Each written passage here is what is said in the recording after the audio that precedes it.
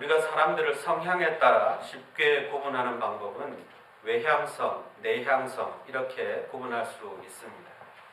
내향성이라는 말은 내성적이라는 말과 같은 말입니다.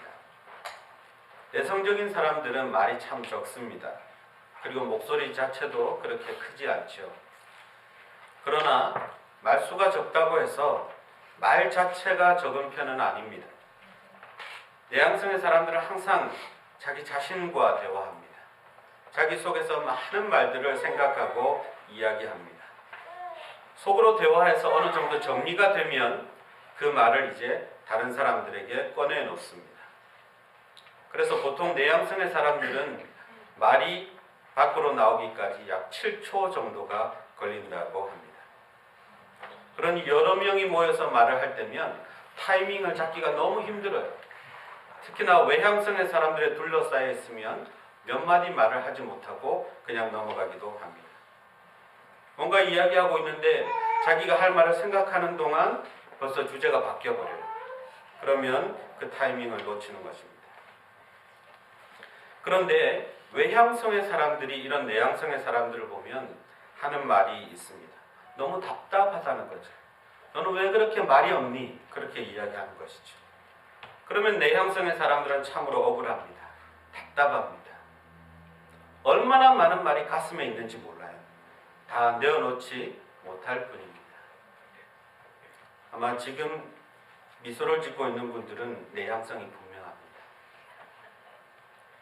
반면에 외향성의 사람들은 밖으로 말이 나오는데 1초도 걸리지 않아요. 소리도 많이 크지요. 많이 생각하지 않고 말하는 듯한 인상까지 줍니다. 아마 얘기하면서 생각하는 것 같아요. 심지어는 주어와 동사가 맞지 않을 때도 있습니다. 아무 상관없어요. 그냥 이야기합니다. 지금 웃고 있는 분들은 아마 외향성일 가능성이 많습니다. 그런데 내향성의 사람들이 외향성의 사람들을 볼 때도 역시 오해합니다. 너무 가볍다고 생각하는 것이죠. 그리고 정리가 안 된 말을 하는 것 같습니다. 그래서 어쩌면 저 사람이 이야기하는 것이 진실이 아닐 것이라고 많이 생각하게 됩니다. 말의 크기와 높이와 속도와 태도에 따라서 같은 말이 완전히 다른 뜻으로 전해지기도 합니다. 여러분, 말이라는 것이 얼마나 위험한 것입니까? 자칫 잘못하면 그 내용이 완전히 바뀔 수 있는 것입니다. 자칫 잘못하면 오해를 만들고 한 사람을 가슴 아프게 할 수도 있고 관계가 깨어지게 할 수도 있는 것이 말입니다. 그런가 하면 같은 말인데도 죽어가는 사람을 살리기도 하고요. 분열하고 다투던 공동체가 아름다운 화합으로 나아갈 수 있는 것도 한마디 말로 가능한 것입니다. 말이 무기고 말이 폭탄입니다. 요즘 한국에서는 누군가의 말 한마디 때문에 온 국민이 답답해하고 우울해하고 중병에 걸린 사람처럼 아파하는 것을 봅니다. 그런데 여러분, 그거 아십니까? 하나님이 만드신 피조물 중에 오직 사람들만 말을 합니다. 짐승들은 신호는 주고받지만 우리가 하는 것처럼 그렇게 다양한 뜻을 전달할 수가 없습니다. 사람이 말을 할 수 있다는 것은 말씀으로 천지를 창조하신 그 하나님의 형상이 우리 안에 있다는 것입니다. 하나님이 말씀으로 천지를 창조하셨습니다. 있으라 하면 있었습니다. 그것과 마찬가지로 우리가 말을 선포하면 그 말대로 우리의 인생은 바뀌어지게 되어 있습니다. 우리의 인생은 내가 말하는 대로 펼쳐지는 것입니다. 행복을 부르는 말을 하면 내 인생에는 행복이 찾아올 것입니다. 관계를 깨뜨리고 어둡게 하고 불행을 초래하는 말을 하면 내 인생에는 불행의 그림자가 어느새 다가와 있는 것을 여러분은 알게 될 것입니다. 그래서 말은 배의 키와 같고요. 그리고 자동차의 핸들과 같습니다. 배는 키가 가리키는 방향으로 나아가는 것이죠. 자동차도 핸들이 가는 방향으로만 움직이게 되어 있습니다. 우리가 하는 말이 우리 인생의 방향을 결정합니다. 방향이 다르니까 결과도 완전히 다릅니다. 오늘 본문에서는 같은 상황에서 다른 말을 하고 있는 사람들을 볼 수 있습니다. 그런데 그 다른 말을 하는 것으로 인해서 그들이 선택한 그 결정이 마지막에는 엄청나게 다른 결과를 볼 수 있는 것을 오늘 본문을 통해서 우리는 확인할 수 있습니다. 제가 배경을 조금 설명하자면 이스라엘 백성들이 출애굽 후에 가나안 진입을 앞두고 모세가 정탐꾼들을 파송했습니다. 각 지파별로 한 명씩 불러내서 12명의 정탐꾼을 보냈는데 그들이 가나안 지역을 보고 돌아와서 하는 보고가 너무나 달랐습니다. 10명이 했던 보고는 뭐냐면 가나안은 젖과 꿀이 흐르는 땅이 분명합니다. 그러나 그 땅 거주민이 너무 강하고 성읍도 견고해서 우리는 절대로 거기에 갈 수 없습니다. 그 사람들은 거인들이고 우리는 거기에 비하면 메뚜기 같은 존재입니다. 이렇게 부정적인 해석을 했습니다. 그런데 여러분이 잘 아는 것처럼 2명의 정탐꾼 여호수아와 갈렙은 전혀 다른 보고를 했죠. 똑같은 상황을 봤습니다. 그런데 해석은 전혀 달랐습니다. 물론 그들은 강하고 우리보다 큰 사람들이지만 여호와께서 기뻐하시면 그 땅은 우리의 차지가 될 것이다. 그 땅 백성을 두려워하지 말라. 그들의 보호자는 그들에게서 떠났고 여호와 하나님은 우리와 함께 계시니라. 우리는 그 땅을 차지하고 이길 것이다. 그들은 우리의 밥이다. 그렇게 이야기했습니다. 여러분, 왜 이런 차이가 생겼을까요? 똑같은 것을 보았는데 지난주에도 말씀드렸지만 사람은 자기 마음대로 보고 자기의 마음대로 듣고 자기의 마음대로 생각합니다. 각자의 틀이 있다는 것입니다. 그래서 그 사람의 말을 보면 그 사람의 삶 가운데 뭐가 있는지가 다 드러나게 되어 있습니다. 여호수아와 갈렙은 믿음으로 보고 믿음으로 말했습니다. 가나안의 안악자손 같은 큰 거인도 보았지만 자기들과 함께 있는 하나님도 함께 본 것입니다. 그래서 그들은 고백하죠. 하나님이 우리와 함께 하신다. 그런데 나머지 10명의 정탐꾼들은 하나님이 없는 사람들입니다. 하나님 없이 세상을 보니까 두려울 뿐입니다. 문제는 보이는데 답이 없는 것과 마찬가지입니다. 그러나 여호수아와 갈렙은 문제를 보고 답도 함께 본 것이죠. 믿음으로 보면 문제도 보이고 답도 보입니다. 믿음으로 보면 고난도 있지만 그 고난 가운데 함께 하시는 하나님도 보입니다. 믿음으로 보면 하나님이 거절하신 것도 보이지만 하나님이 다른 길로 인도하시는 것도 보입니다. 믿음으로 보는 것이 그렇게 중요한 것입니다. 두 종류의 다른 보고가 주어졌습니다. 여러분 같으면 어느 쪽을 따를 것 같습니까? 안타깝게도 이스라엘 백성들은 부정적인 보고, 믿음이 없는 보고, 그것을 따랐습니다. 그래서 14장 2절을 보면 그들이 그 부정적인 보고만 듣고 낙담하고 실망에 빠져서 뭐라고 얘기하냐면 차라리 죽었으면 좋았을 것을 그렇게 이야기합니다. 정탐꾼들의 부정적인 보고 그리고 이스라엘 백성들의 그 부정적인 반응을 다 보고 다 들으신 하나님께서 뭐라고 말씀하십니까? 오늘 본문의 제목이 바로 그 말씀입니다. 28절 중간에 이런 말씀이 있죠. 내 귀에 들린 대로 내가 행하리라. 하나님이 하신 말씀입니다. 믿음 없이 하나님 없이 현실만을 바라보는 사람들의 그 불평과 불만을 듣고 하나님은 내 귀에 들린 대로 내가 행하리라 그렇게 말씀하셨습니다. 그 결과는 참으로 엄청난 것이었습니다. 광야에서 죽었으면 좋았을 것을 했던 사람들은 다 광야에서 죽었습니다. 땅이 갈라져서 죽고요. 여호와의 불이 나와서 삼키고요. 불뱀에 물려서 죽고요. 전염병에 걸려서 죽고요. 그렇게 다 광야에서 사라졌습니다. 부정적인 보고를 했던 정탐꾼도 마찬가지입니다. 그들도 오늘 마지막 본문 36절 7절을 보니까 여호와 앞에서 재앙으로 죽었다고 합니다. 그들이 말한 대로 되었습니다. 그들이 보고하고 그들이 선포한 대로 되었습니다. 죽었으면 하는 사람들은 광야에서 다 죽었습니다. 그 땅을 차지하지 못할 것이라는 그들의 말 그대로 그들은 한 사람도 가나안 땅에 들어갈 수 없었습니다. 하나님이 이미 너희들에게 그 땅을 주겠다고 약속하셨는데 믿음이 없어서 그 약속을 붙잡지 못한 사람들은 그 땅에 들어가지 못하는 결과를 낳게 된 것입니다. 내 귀에 들린 대로 행하리라. 하나님이 하신 말씀입니다. 하나님이 속이 좁아서 이렇게 하셨나요? 그깟 불평, 불만 조금 얘기했다고 하나님이 그들을 죽이신 것입니까? 아니요, 그렇지 않습니다. 이스라엘 백성들은 아주 오래전부터 출애굽했을 때부터 하나님께 불평과 불만을 늘어놓았던 사람들입니다. 광야에서 배고프다고 하니까 만나를 줬죠. 너무 빵만 먹으니까 싫다 해서 고기를 줬죠. 고기만 먹으니까 질린다고 MSG 달라고 그러죠. 그게 이스라엘 백성들입니다. 춥다고 덥다고 하니까 구름기둥, 불기둥으로 하나님이 보호하셨죠. 목마르다고 하니까 물을 주셨죠. 그럼에도 불구하고 이스라엘 백성은 계속해서 불평, 불만을 늘어놓습니다.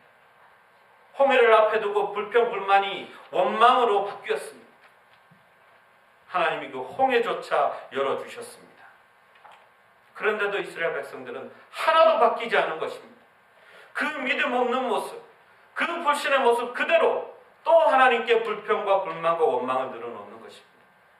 하나님은 그 삶을 싫어하시는 것입니다. 그 불신을 싫어하시는 것입니다. 광야에서 지내는 동안 얼마나 많이 하나님을 보여주셨습니까? 얼마나 많은 기적을 보여주셨습니까? 하나님이 인도하시고 함께 하신다는 확신을 줬음에도 불구하고 여전히 불신 가운데 있는 이스라엘 백성들, 하나님이 싫어하실 수밖에 없는 것입니다. 부정적인 말에 그들의 믿음이 다 드러납니다. 부정적인 행동에 그들의 믿음이 다 드러납니다. 하나님은 귀에 들린 대로 행하셨습니다. 그렇다면 여호수아와 갈렙은 어떻게 되었을까요? 우리가 올라가서 그 땅을 취하자, 우리가 이기리라. 그들이 한 말 그대로 그들은 승리했습니다. 이들은 살아남았습니다. 40년 후에는 가나안 땅에 들어갔습니다. 그리고 하나님이 주시는 기업을 차지했습니다. 여러분, 부정적인 말도 하나님이 다 들으시지만 믿음의 고백도 하나님이 들으십니다. 그리고 그대로 행하십니다. 우리가 어떤 말을 해야 할 것입니까? 우리가 어떤 믿음 가운데 있어야 할 것입니까? 저는 이 말씀을 우리 교회 상황에 한번 비추어 보았습니다. 우리 교회가 예배처소 이전을 위해서 계속 노력을 하고 있습니다. 그런데 유력하게 생각했었던 교회가 생각보다 절차가 좀 길어졌고요. 우리들의 기대와는 달리 마켓에 매물로 나오면서 약간은 버겁고 또 쉽지 않게 느껴진 것이 사실입니다. 현실과 상황은 그렇습니다.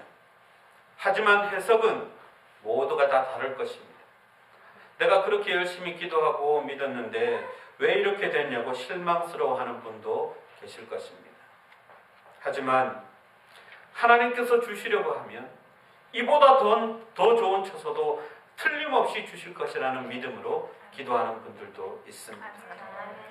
여러분, 우리에게 그런 믿음이 필요합니다. 어떤 상황에서라도 선하신 하나님을 신뢰하고 그분이 우리에게 가장 좋은 것을 주신다는 믿음이 필요합니다. 그 믿음의 고백이 우리에게 필요합니다. 생각해보면 지금 우리가 쓰는 이 건물도 얼마나 감사한지 모릅니다. 처음 여러분 이곳으로 오실 때 하나님께 감사드렸죠. 하나님의 은혜로 이런 예배처소를 얻었다고 하나님께 감사를 드렸을 것입니다. 그런데 혹시 조금 덥고 조금 춥고 조금 불편하다고 우리가 그런 감사를 다 잃어버린 것은 아닙니까? 만약 우리가 감사를 잃어버리고 불평과 불만 가운데서 다른 것을 찾고 있다면 하나님이 기꺼이 우리에게 주실까요? 어려운 상황 가운데서도 하나님께 대한 감사를 잃지 않고 하나님의 그 선하심을 신뢰하고 변함없이 하나님을 바라보는 백성들에게 하나님이 좋은 것을 주시지 않을까요? 하나님은 이 예배당을 통해서도 우리에게 많은 복을 주셨습니다. 큰 은혜를 주셨습니다. 성도들이 분열되지 않고 하나 되어서 있게 하셨고요. 하나님은 변함없이 임재하시고 우리를 지켜주셨습니다. 그것을 잊지 말아야 할 것입니다. 하나님이 어디 가셨습니까? 하나님이 임재를 거두셨습니까? 우리를 사랑하지 않는다고 말씀하십니까? 아니요. 하나님은 변함이 없으십니다. 눈앞에 약간의 어려움이 왔다고 해서 불평과 불만과 실망의 말을 하지 말고 이럴 때일수록 더욱더 믿음으로 하나님을 기대해야 합니다. 하나님은 좋은 것을 주실 것입니다. 어느 아버지와 아들이 사막을 여행했습니다. 사막에서 물이 다 떨어졌어요. 뜨거운 바람 때문에 못 견딘 아들이 아버지에게 얘기합니다. 아빠, 이대로 가다가는 우리 죽겠어요. 근데 말 그대로 가다 보니까 심지어 무덤이 하나 보입니다. 그러니까 이 아들이 멘붕이 왔습니다. 이것 보세요, 아빠. 우리도 이 무덤의 주인처럼 결국 죽고 말 거예요. 그때 아버지가 말합니다. 아니란다. 무덤이 있다는 것은 여기서 멀지 않은 곳에 마을이 있고 사람들이 있다는 증거란다. 아버지의 말대로 두 사람은 가까운 곳에서 마을을 발견했습니다.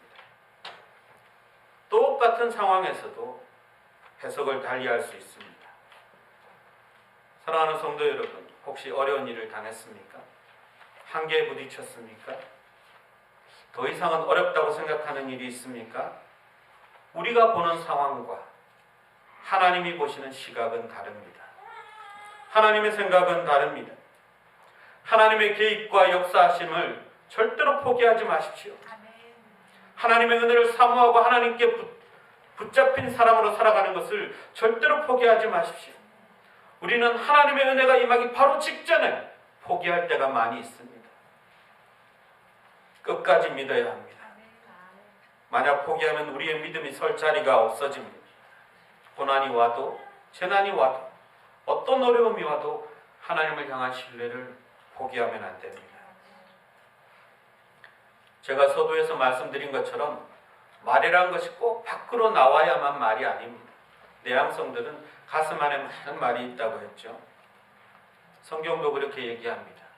나의 입술의 모든 말과 나의 마음의 묵상이 주께 연락되기를 원합니다. 시편 19편의 기자처럼 우리가 하는 말도 있지만 마음속에 묵상들이 있습니다. 생각들이 있습니다. 내 입 밖으로 드러나지 않은 말까지도 하나님은 다 들으십니다. 하나님은 다 아십니다. 하나님은 언제나 우리의 말에 귀를 기울이시고 우리가 힘들어 신음할 때도 우리가 고통 가운데 눈물을 흘릴 때도 그 모든 것을 하나님은 다 듣고 계십니다. 또한 우리가 그 감사를 말로 다 못하고 하나님에 대한 찬양을 다 표현하지 못해도 우리 마음속에 있는 그 감사와 찬양도 하나님은 다 아십니다. 그리고 하나님은 다 들으시고 들으신 대로 행하시는 분입니다. 근데 이 말씀이 누군가에게는 두렵고 부담스러울 수 있어요. 하나님이 내가 하는 말 다 들으셔? 그런데 여러분, 하나님은 우리의 모든 말에 귀를 기울이신 이유가 있습니다. 우리를 벌 주시기 위해서 들으시는 것이 아닙니다. 듣고 도우시기 위해서 들으십니다. 듣고 위로해 주시기 위해서 들으십니다. 듣고 복 주시기 위해서 그대로 행하시려고 우리의 소원에, 우리의 신음에, 우리의 간구에 하나님은 귀를 기울이신다는 것입니다. 지난 땡스기빙에 저희 집에 두 가정이 방문했습니다. 예전에 섬기던 교회에 있던 지체들이 아주 먼 길을 왔죠. 근데 다 애기 엄마들이라 애기들을 2층 방에 재워놓고 밑에서 거실에서 한참 수다를 떨고 있었습니다. 그런데 어떤 애기 엄마가 갑자기 애기가 온다고 2층으로 뛰어 올라갑니다. 그제서야 사람들이 대화를 멈추고 들어보니까 애기 우는 소리가 작게 들립니다. 아무도 못 듣는데 애기 엄마는 자기 자녀의 울음소리를 듣습니다. 왜 그럴까요? 모든 신경이 그 아기에게 가 있는 것입니다.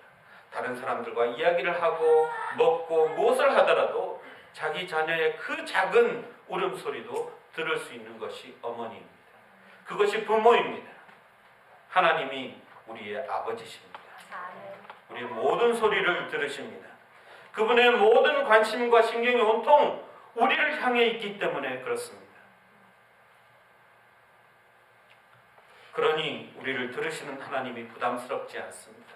감사할 뿐입니다. 들은 대로 행하시는 하나님이 얼마나 감사합니까? 아브라함이 아들 이삭을 하나님 앞에 번제물로 드리려고 모리아 산으로 갑니다. 아들이 분위기가 이상하다는 것을 눈치챘습니다. 아버지, 제물은 어디 있죠? 그때 아브라함이 고백합니다. 하나님이 준비하시리라. 근데 그 말을 하나님이 들으셨습니다. 하나님이 다 준비해 주셨습니다. 여러분, 믿음은 그런 것입니다. 하나님이 하실 일들을 예상하고 기대하는 대로 믿음으로 선포하는 것입니다. 그때 그 말을 듣고 하나님은 그대로 행하십니다. 우리의 믿음의 고백에는 힘이 있는 것입니다. 믿음의 세계에서는 바라는 것들이 실상이 됩니다. 현실이 됩니다. 벤 카슨이라는 흑인 아이가 있었습니다. 아주 가난한 흑인 집안에서 태어났고 어머니는 글도 읽지 못하는 분이었습니다. 그러나 그 어머니는 이 아들을 믿음으로 키웠습니다. 아들에게 말합니다. 네가 주님께 무엇을 구하고 주님이 그 일을 이루어 주실 것을 믿는다면 너는 그대로 될 거야. 그 아들 벤은 얘기하죠. 나는 내가 의사가 될 것을 믿어요. 그래, 그렇다면 너는 의사가 될 거야. 어머니는 당연하듯 말씀하셨고 벤 카스는 어머니의 그 말이 자신의 삶의 목표가 되었고 자신의 삶의 방향이 되었고 그의 믿음이 되었습니다. 그는 나중에 미국에 손꼽히는 뇌 전문의가 되어서 자신의 믿음이 헛되지 않았음을, 어머니의 믿음이 헛되지 않았음을 증명했습니다. 여러분, 제가 지난 땡스기빙에 왔던 지체들 얘기를 했는데요. 한 가지만 더 덧붙이려고 합니다.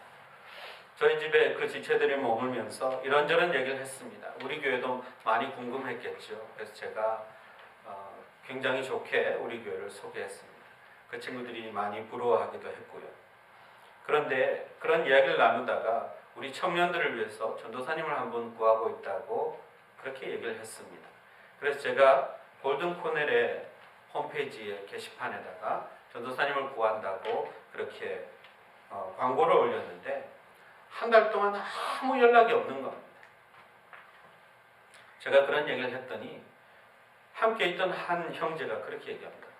그 학교에 내가 아는 전도사님이 한 분 계신데 군대에서 같이 군생활을 했던 한 전도사님이 거기 와 계시다는 거예요. 2년 전에 그분과 통화를 했는데 지금도 거기 있는지 없는지 확실하게 잘 모르겠답니다. 그래서 그러려니 하고 우리는 3시간 동안 뉴포트에 가서 열심히 관광을 즐기고 다시 집으로 돌아왔습니다. 제가 컴퓨터를 딱 열어서 이메일을 딱 켠 순간 광고를 보고 연락드립니다 하는 이메일이 하나 왔어요.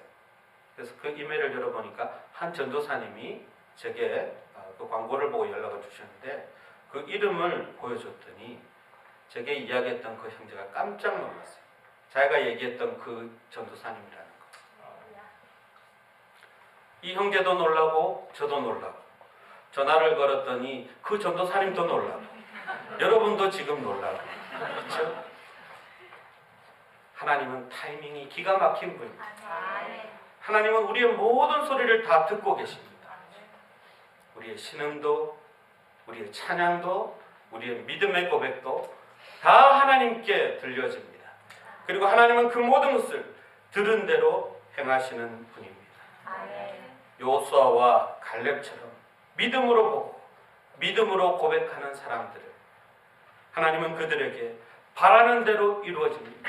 믿음대로 이루어지는 축복을 허락하실 줄 믿습니다. 기도하겠습니다.